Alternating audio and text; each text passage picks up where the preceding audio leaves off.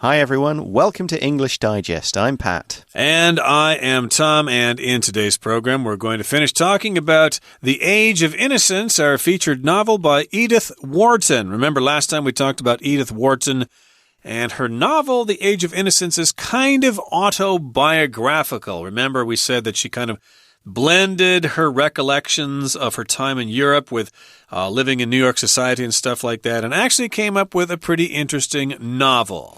Yeah, today we're going to look at the themes of that novel, and most of the themes are going to kind of relate to experiences Wharton had in her life. We remember that she had a kind of an unhappy marriage, she was involved in scandal, she moved to Europe, and all of these things inform her novel and her writing.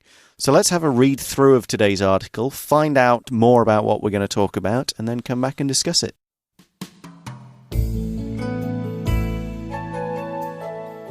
Having grown up in old New York, Wharton effortlessly lends her knowledge of social conventions to the novel. Indeed, the innocent May and the outcast Ellen mirror fragmented reflections of Wharton herself. Wharton's childhood, bound by the codes of her social class, confined her to the rigid values of the time. Embodied in May, these values exhibit purity to the point of ignorance. On the contrary, Ellen represents the part of Wharton that embraced the social changes brought on by post-war Europe. The two characters clash often in the novel, epitomizing Wharton's internal conflict over how to strike a balance between the different lifestyles. Wharton digs deeper into the values of old New York with Newland's struggle between individuality and the group. At the time, one of the primary duties of an aristocrat was to foster the solidarity of his clan. Therefore, after Mrs. Manson Mingott, May and Ellen's grandmother, determines to reintroduce Ellen into high society, Newland feels an obligation to lend a helping hand, although he initially doesn't want to be associated with a scandal-ridden countess.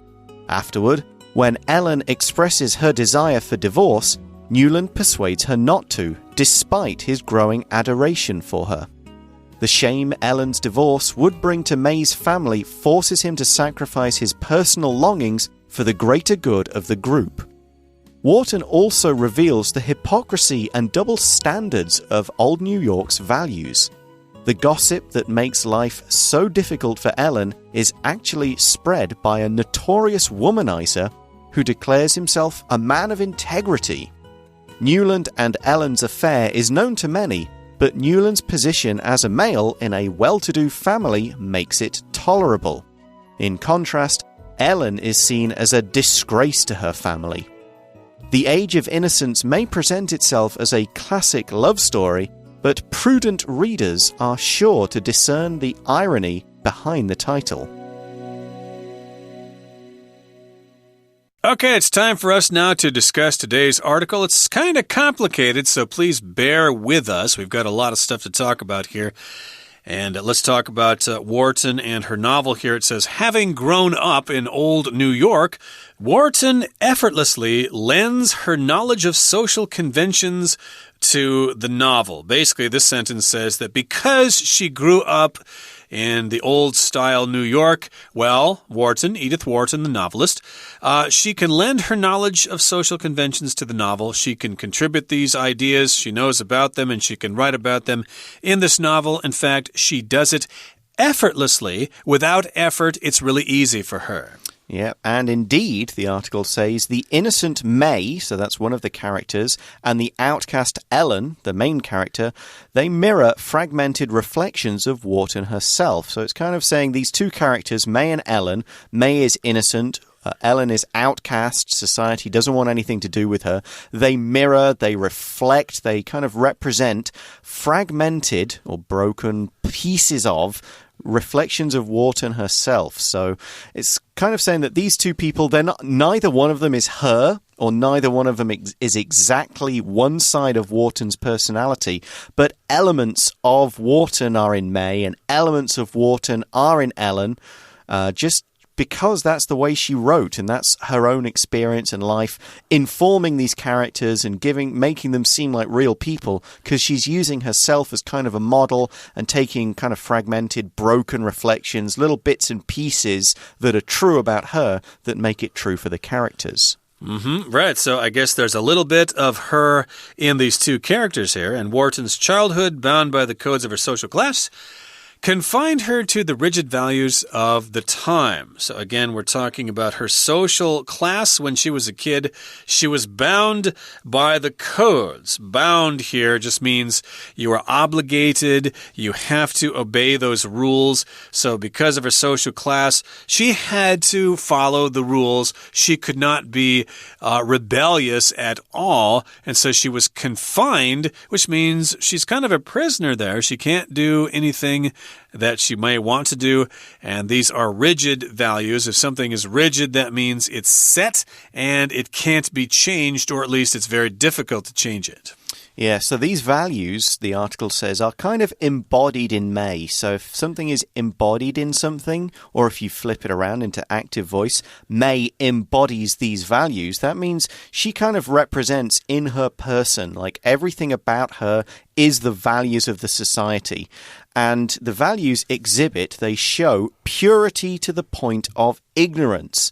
So this character, May, she really is kind of like these values because she's pure, she's innocent, she doesn't have anything to do with bad things, she does exactly what she's told, she doesn't have affairs, she does all that her parents and her husband say to the point of ignorance. So to the point that, or she's so innocent that she doesn't understand the world. She doesn't understand people or how things should change.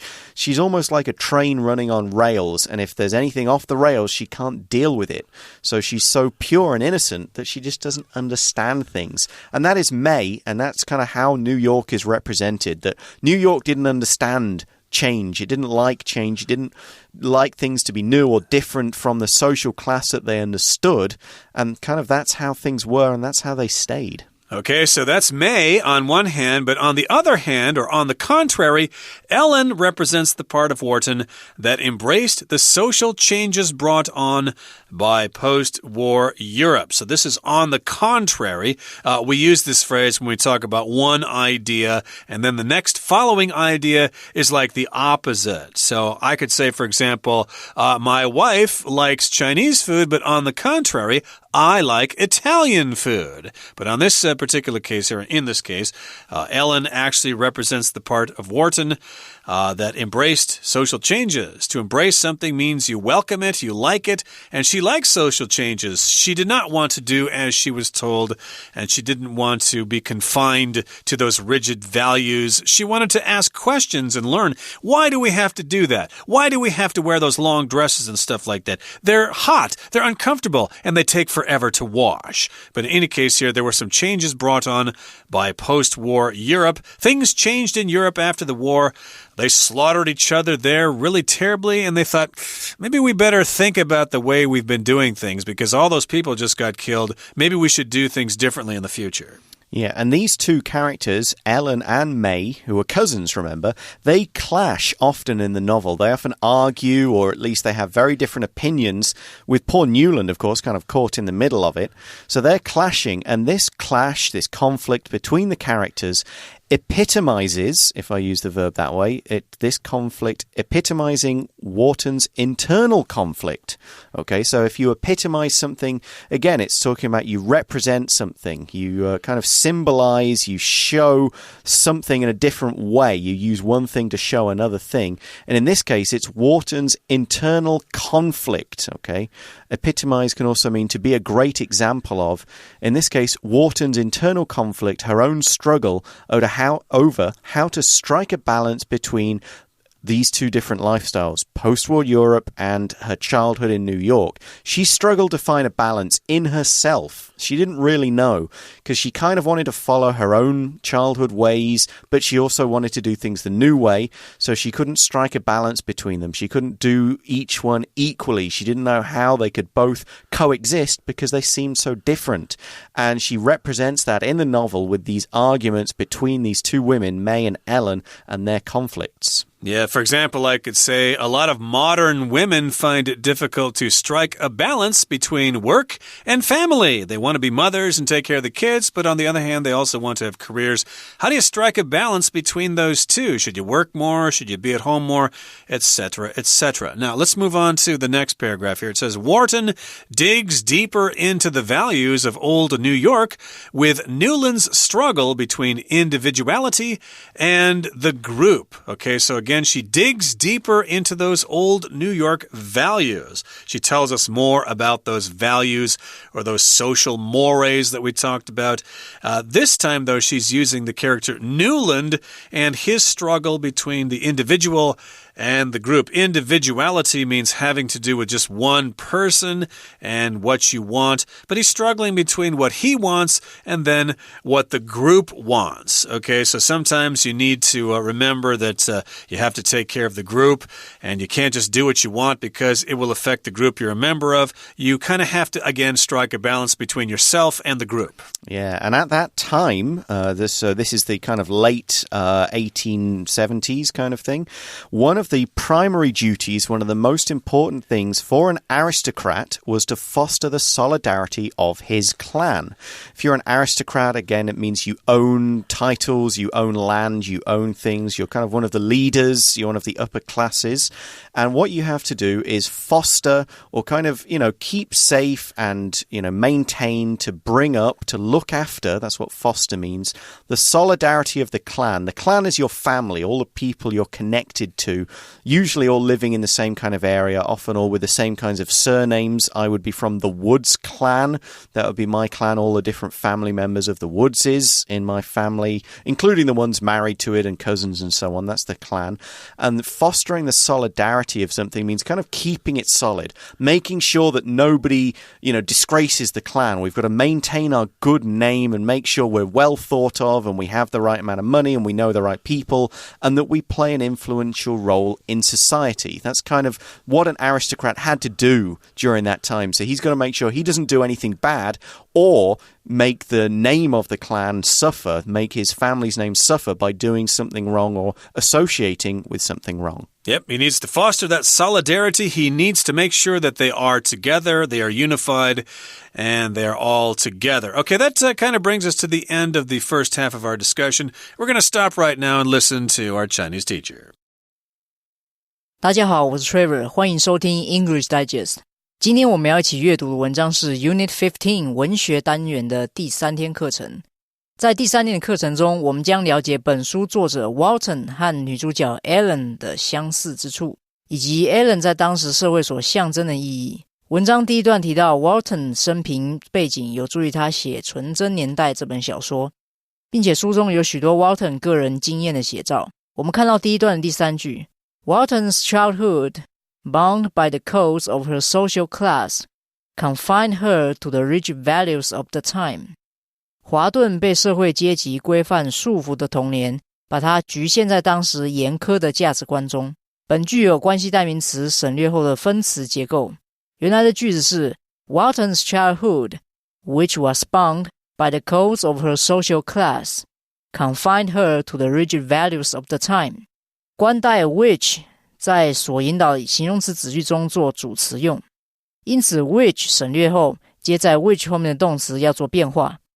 如果形容词子句是被动语态的话， which 省略之后连同 be 动词要一起省略，只留过去分词 VPP。 如果形容词子句是主动语态的话， which 省略之后将接在 which 后面的动词变成现在分词 VING。 例如原来的句子是Anyone who cheats on the test will be punished. 考试作弊的人将会被惩罚。省略冠带 who 变成 Anyone cheating on the test will be punished. 我们接着看第一段的最后一句 The two characters clash often in the novel, epitomizing Walton's internal conflict over how to strike a balance between the different lifestyles. 这两个角色在小说中经常发生冲突，这体现了华顿对于如何在不同的生活方式间取得平衡的内心冲突。本句的一个动词 strike S-T-R-I-K-E 它的过去式和过去分词为 struck S-T-R-U-C-K Strike 有以下几个常见字义，第一个意思是打、击、撞。例如 Kitty was struck by a baseball when walking past the playground. 凯莉在走过操场时被一颗棒球击到。第二个意思是灾难突然袭击。例如 Earthquakes often strike Taiwan suddenly without warning. 地震常常突然且无预警地袭击台湾。第三个意思是罢工。The workers will strike for a pay raise of 5%. 这些员工将会进行罢工来要求 5% 的加薪。第四个意思是突然想到。例如 When Jay was on his way to work, it suddenly struck him that he forgot to lock the door. 在上班的路上，杰突然想到他忘记锁门。最后 strike 还有达成交易或协议的意思。例如After a long negotiation, the two sides finally struck a deal.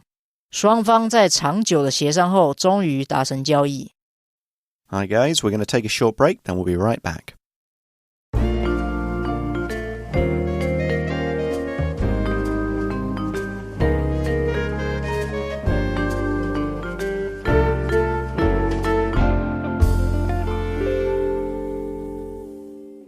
All right, let's continue to talk about some of the ideas expressed in The Age of Innocence by Edith Wharton. We've been talking about the contrast between the character Ellen and the character May, and we just talked about sort of the contrast within Newland between individuality and the group. He needs to be a leader there and foster solidarity in his clan or in his family. So therefore, because of this, after Mrs. Manson Mingott, May and Ellen's grandmother, determines to reintroduce Ellen into high society, Newland feels an obligation to lend a helping hand, although he initially doesn't want to be associated with the scandal-ridden countess. So a lot of things happen in this sentence, okay? We've got Mrs. Manson Mingott, okay? That is the grandmother of May and Ellen, the cousins, okay? So the grandmother, she determines, or she has the idea, or she wants this to happen. She wants to reintroduce Ellen into high society. So Ellen has just returned from Europe. She doesn't quite know the rules here, so we need to reintroduce her to society. We need to let her know about it all over again. Yeah, and Newland, because he's May's fiancé at the time, he's part of the family, he feels an obligation to lend a helping hand. To lend a helping hand just means to help somebody with something. And Newland feels an obligation to help out. He feels like it's his duty. It's something he has to do because he's marrying this family. It's part of the rules of what he must do.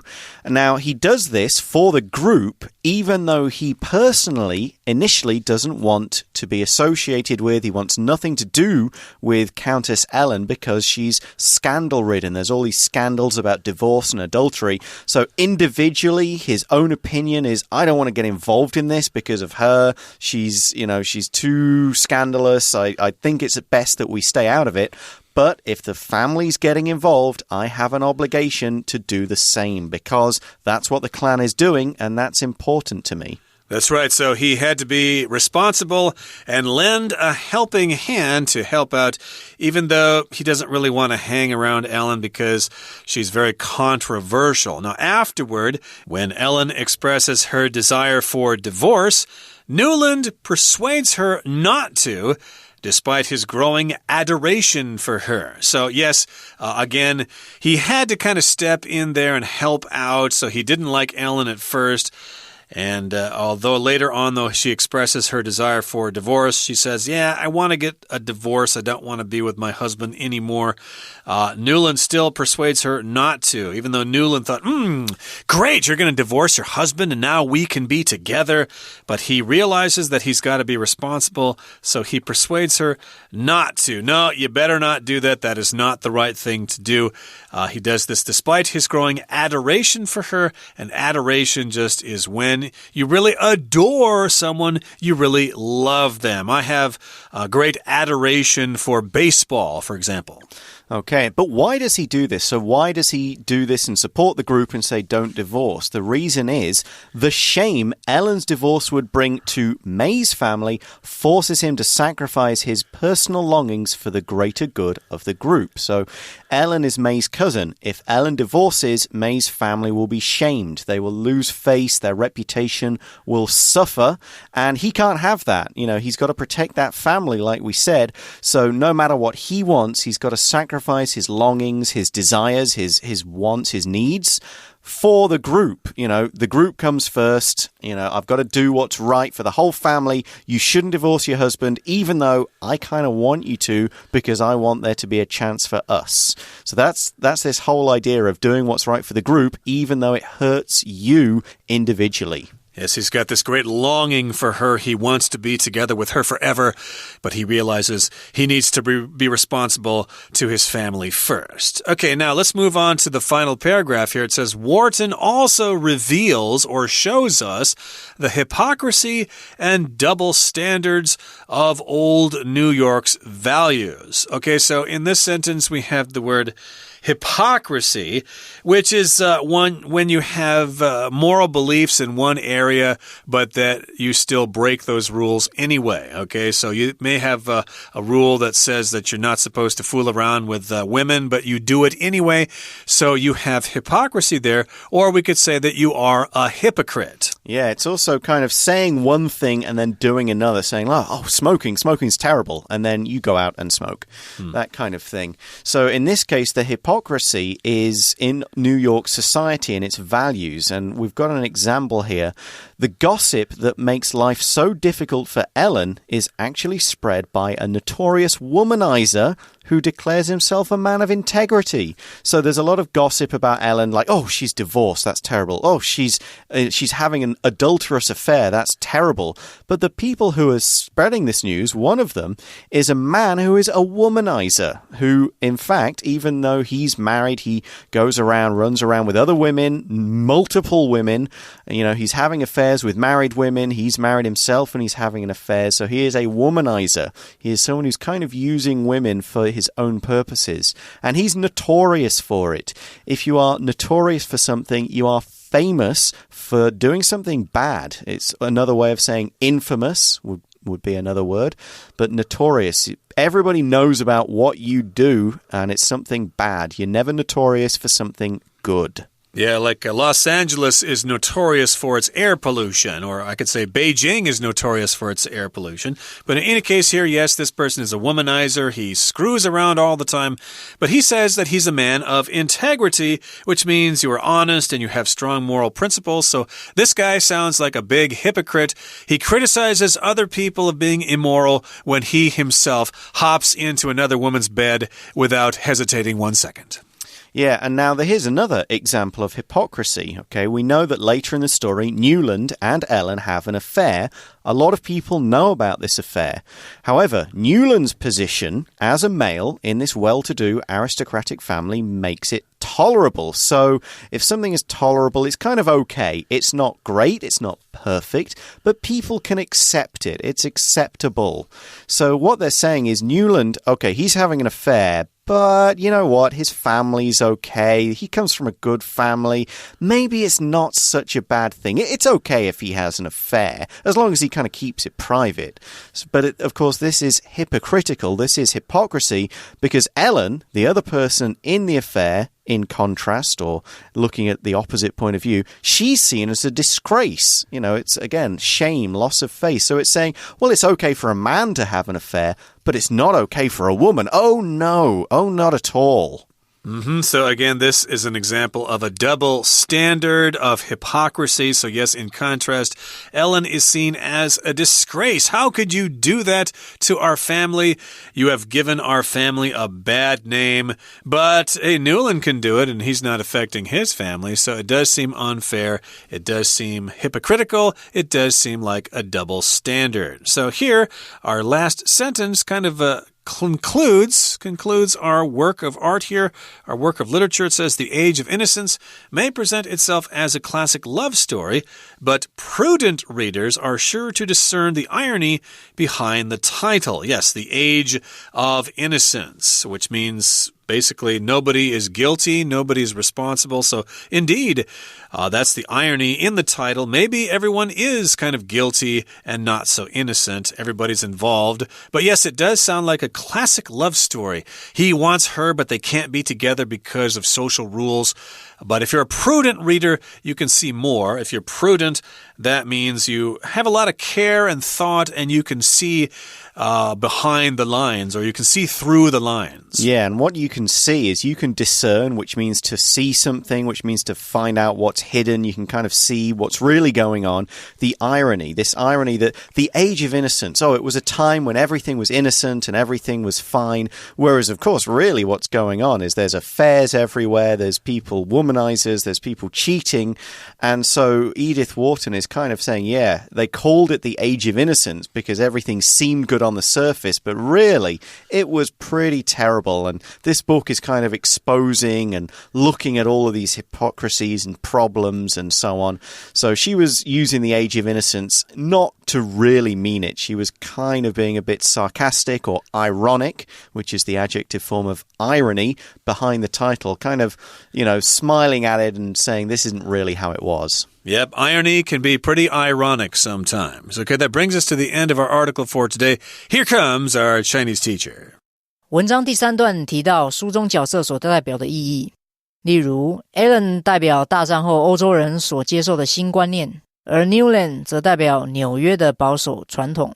虽然 Newland 有背负家族荣誉的压力，但他还是忍不住受到 Ellen 的吸引，而爱上了 Ellen。我们看到本段的第3句后半部分。Although he initially doesn't want to be associated with the scandal-ridden Countess, 尽管纽兰起初不想与这位受到丑闻困扰的伯爵夫人有所牵连，本句有一个复合形容词 scandal-ridden. Scandal, S-C-A-N-D-A-L, 是名词，丑闻的意思。Ridden 是过去分词，其原形为 ride。在此是使困扰的意思。由于 the Countess is ridden by the scandal 是被动语态，所以组成复合形容词时，先将名词 scandal 放在第一个位置，将动词 ride 变成过去分词 ridden 放在第二个位置，形容复合形容詞 scandal ridden 受到丑闻困扰的。相同结构的复合形容词还有 handmade H-A-N-D-M-A-D-E 手工的， sun-dried S-U-N-D-R-I-E-D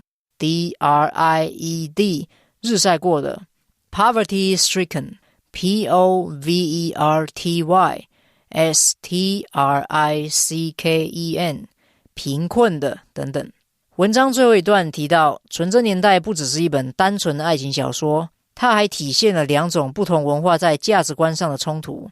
我们看到这一段的第一句 Wharton also reveals the hypocrisy and double standards of all New York's values.